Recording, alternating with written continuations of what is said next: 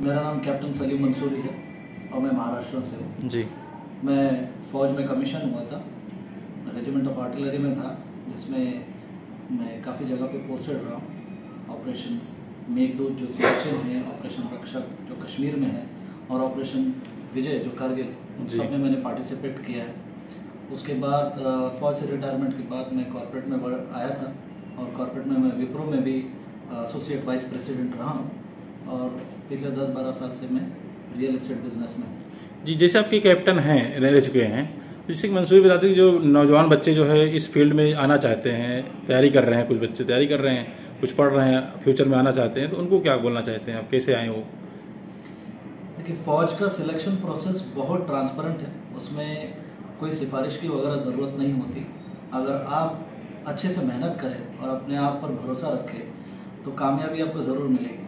मेरी कोई जान पहचान नहीं थी, कुछ नहीं था, कोई बैकग्राउंड नहीं था, कोई फ़ौज का दूर दराज तक मेरे रिश्तेदार में नहीं था, लेकिन मैंने एक सोच मेरे दिमाग में थी कि भी मुझे फ़ौज में जाना है और मुझे NDA लिखना है या CDS लिखना है, तो मैं उस तरफ तैयारी करता रहा। और मैं बता दूं कि मुझे एक वक्त ऐसा आ गया तो मुझे बिल्कुल पढ़ने की भी ज़रूरत नहीं पड़ती, क्योंकि तैयारी मेरी इतनी अच्छी हो रखी थी। तो मैंने एग्ज़ाम लिखा और मैं थ्रू हो गया। उसके बाद जो इंटरव्यू का प्रोसेस होता है फ़ौज में जाने का, वो आधे 1 घंटे का नहीं होता, कम से कम 5-6 दिन का SSB होता है, जिसको सर्विसेज सिलेक्शन बोर्ड बोलते हैं। और उसके अंदर 49 कैंडिडेट्स थे। 49 में से बहुत सारों के जो पेरेंट्स फ़ौज में थे, जो 3-3, 4-4 मरतबा इंटरव्यू दे चुके थे, लेकिन मैं अकेला था आउट ऑफ दैट 49, वो बैच में मैं अकेला सिलेक्ट हुआ था, जिसका कोई बैकग्राउंड नहीं था। तो ये आपका परफॉर्मेंस है, ये आपकी काबिलियत है, आपका हुनर है, आपका इल्म है, वही आपको आगे लेकर जा सकता है। कोई सिफारिश नहीं चलती फ़ौज में बिल्कुल जाने की। और ऐसा है कि मुझे इस बात का अफसोस होता था कि हमारे बैच के अंदर हम 125 अफसर के बीच में सिर्फ 2 ही मुस्लिम थे। एक जो अभी कर्नल है फ़ौज में, राहिल इरशाद साहब, वो लखनऊ से है, और मैं यहाँ से था। यानी टोटल मुस्लिम 2 थे? टोटल 125 में 2 थे। तो एक है कि कैंडिडेट्स की तो बहुत रिक्वायरमेंट है, फ़ौज में अफसर की बहुत रिक्वायरमेंट है, लेकिन हमारे बच्चे उस तरफ पहल ही नहीं करते, सोचते हैं कि बस हमारा कुछ नहीं होना। ये अगर सोच रखेंगे तो हम कहीं भी कामयाब नहीं होंगे, चाहे वो स्टेट का PSC हो या फिर UPSC हो, कोई भी एग्ज़ाम्स हो, आपको उसकी तैयारी तो करनी पड़ेगी। आपको कम से कम पहले अपनी सोच तो बनानी पड़ेगी कि आपको ये बनना है, चाहे आप बैंक प्रोबेशनरी ऑफिसर बने, चाहे आप IAS बने, चाहे आप स्टेट पब्लिक सर्विस में जाए या फिर आर्मी में जाए, आपके लिए कोई पाबंदी नहीं है, लेकिन बशर्ते आप अपनी सोच तो बनाएं, और सोच के साथ साथ आपको पढ़ाई भी करनी बहुत ज़रूरी है। अगर हम पढ़ेंगे ही नहीं तो फिर आगे बढ़ेंगे कैसे? और जैसे कि भी गवर्नमेंट जो है अग्निवीर एक योजना लागू की है, तो उससे क्या मंसूरियों को बेनिफिट लेना चाहिए, उसमें जाना चाहिए कि नहीं, क्या है उसके बारे में क्या कहना चाहते हैं? देखिए, अग्निवीर एक ऐसा मसला है कि सारे नेशनल मीडिया में इसको डिस्कस किया जा रहा है। पहले जो फ़ौज में जवान भर्ती होते थे, क्योंकि अग्निवीर की जो स्कीम है जवानों के लिए, अफसर के लिए नहीं है, तो जवानों के लिए जो ऐसा था कि पहले जब जवान भर्ती होता था उसको काफ़ी तशद्दुद करनी पड़ती थी, मेहनत करनी पड़ती थी, सिलेक्शन की तैयारी करनी पड़ती थी। उसके बाद वो बच्चे 17-18 साल की उम्र में जाके फ़ौज में भर्ती होते थे, और उसके बाद उनकी 1 साल 1.5 साल की ट्रेनिंग होती थी, और फिर वो एक 15-17 साल की नौकरी करते थे, जिसकी बदौलत उनको पेंशन मिलती थी। और फ़ौज में ऐसे ऐसे ऑपरेशंस होते हैं कि जहाँ आप अपाहिज हो सकते हैं, आपकी जान गंवानी पड़ती है, तो वो जज्बा उसमें कम नहीं होता, क्योंकि उसको पता है कि ये देश, ये मुल्क और फ़ौज मेरी फैमिली का पीछे ख्याल रख लेगी, उसको पेंशन मिलेगी।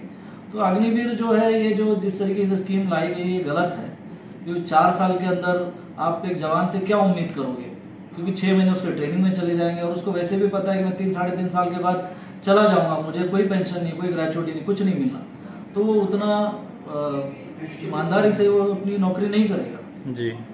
और वो बाहर जाने के बाद ये थोड़ा समाज के लिए भी एक मुश्किल खड़ी होने वाली है, क्योंकि आज की तारीख में ही एक सर्विसमैन को कई जगह पे नौकरियां नहीं मिलती, तो 4 साल के एक जवान को क्या मिलेगा? आज ही ग्रेजुएट मारे मारे घूम रहे हैं, तो फौज के एक्सपीरियंस के बाद और दिक्कत हो जाएगी। एक चीज़ हमें जानना चाहते हैं, जैसे कि हमें ये भी चाहिए, मंसूरी जो लीडरान हैं, जो जिम्मेदार हैं, उनको चाहिए कि जो है साल में एक बार जो है प्रोग्राम करें गाइडेंस का, क्योंकि हमारे बच्चों को पता नहीं है कि हमको 10वीं 12वीं के बाद क्या करना है, किस फील्ड में जाना चाहते हैं। इस बारे में बहुत अच्छा सवाल है आपका कि मंसूरी बिरादरी के अंदर कई लोग हैं, अभी मेरे जैसे जिन्होंने 90s में अपना ग्रेजुएशन कंप्लीट किया, अपना MBA कंप्लीट किया। आज भी काफ़ी लोग जो थे इस मजमे के अंदर जो काफ़ी पढ़े लिखे थे मेरे ख्याल से। और मैं और भी देखता हूँ सोशल मीडिया के ऊपर, फेसबुक हो, लिंक्डइन प्रोफेशनल मीडिया, जी जी, वहाँ पे मैं काफ़ी सारे बच्चों को देखता हूँ जो पोस्ट ग्रेजुएट्स है, इंजीनियर्स हैं, डॉक्टर्स हैं, और US, कनाडा, काफ़ी कंट्रीज़ में बच्चे पढ़ लिख के आगे बढ़ रहे हैं। अब होता क्या है कि जो बच्चे हमारे पीछे रह गए, उनको गाइडेंस करने के लिए जो हम में से आगे बढ़ गया वही गाइड कर सकता है, वही बता सकता है कि आगे कौन सा रास्ता लेना है। तो आज मामला ऐसा है कि हमारे पास अल्हम्दुलिल्लाह टेक्नोलॉजी का सहारा है। आज बच्चों को हम लोग जरूरी नहीं है पर्सनल मीटिंग करके ही उसको समझाया जाए। आज आपके पास व्हाट्सएप कॉल है, आपके पास जूम कॉल है, आप जूम पे मीटिंग कराइए, बच्चों को गाइड कराइए। तो ये जो पढ़े लिखे हैं उनकी जिम्मेदारी है, और जो बच्चे बढ़ना चाहते हैं उनका भी ये फर्ज बनता है कि वैसे लोगों को अप्रोच करे कि जाकर के मुझे अगर आर्मी अफसर बनना है तो मैं कैसे बनूं, अगर मुझे जाके US में सॉफ्टवेयर इंजीनियर बनना है तो मैं कैसे जाऊं, क्या तरीका। बहुत ऐसा नहीं है कि गरीब के बच्चे जा नहीं सकते, US में भी जा सकते हैं। बहुत स्कॉलरशिप है, करोड़ों की स्कॉलरशिप है जो बच्चों को मिल सकती है। तो लेकिन उनकी बशर्ते वो तैयारी करें। सेंट्रल गवर्नमेंट जो है अगर देखा जाए तो सेंट्रल गवर्नमेंट मुस्लिम कम्युनिटी के लिए स्पेशली IAS IPS की तैयारी कराती है। बॉम्बे हज हाउस में हम लोग खुद जाकर के आए, वहाँ पे 50 बच्चों की रिक्वायरमेंट थी, लेकिन पूरे महाराष्ट्र से 25-30 बच्चे भी नहीं मिले उनको। मतलब गवर्नमेंट दे रही है, वो सहूलियत दे रही है, वो फैसिलिटी दे रही है, लेकिन हम उसका फायदा तो उठाएं। अगर हमारे मंसूरी के बच्चे अगर यही सोच ले कि हमारा कुछ नहीं हो सकता, हमको तो कौन पूछने वाला है, अगर ये सोच रखेंगे तो हमारा कुछ नहीं होगा। हमको सोच बनानी पड़ेगी कि मैं बन सकता हूँ, मैं कर सकता हूँ। जैसे मैंने सोचा कि मुझे बनना है, मुझे फौज में अफसर बनना है, अगर आप उस जद्दोजहद में लगेंगे तो आप वाकई में बने। जी, शुक्रिया।